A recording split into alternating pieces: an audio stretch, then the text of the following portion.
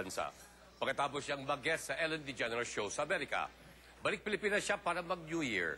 Ang bagong pride ng Pinoy, Charis Penpenco. Hello po. Good morning to you, Charis. And of course, alam mo naman na siguro na kaming lahat ay proud na proud sa'yo. Thank you very much po. Ayan. Thank you po. Dahil sa hectic ng schedule ni Charis ngayon, yung kanyang Christmas, doon sila sa Korea. Pero itong New Year na ito, dito ka. Opo. Ah, that's good. Pero like for 2007, di ba? Syempre, it's been a good year for you. Ano yung pinaka-ipinagpapasalamat mo?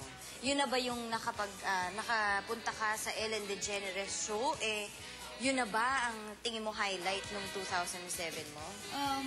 Isa po yun sa highlight ng 2007 po. Pero syempre po, marami po akong gustong mangyari sa buhay ko po.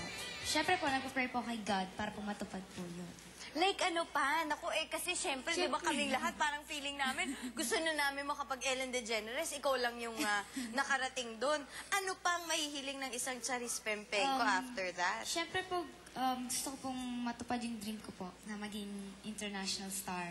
Wow! Well, sabi Yun po ni Ellen talaga yung DeGeneres dream ko. doon sa show, sabi niya sa mga American public na, what you are looking at is the start of someone's career. Wow. So nakita niya na talagang makakakareer ka na talaga.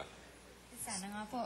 So sa tingin mo, by year 2008 ba, siguro, no, makapag-recording ka na by next year, which is tomorrow.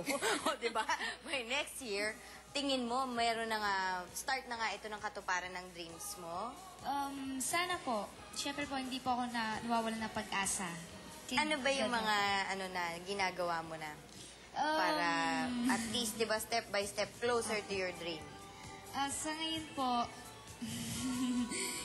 di ko pa po alam yung mga plans po nila sa Amerika para po sa akin. Pero siguro po, surprise po. So, para po mas... Nagtatrust ka lang. Opo, nagtatrust lang po ako para po... Tsaka syempre, lalo po ginagalingan mo. mag-enjoy sa career ko po. So,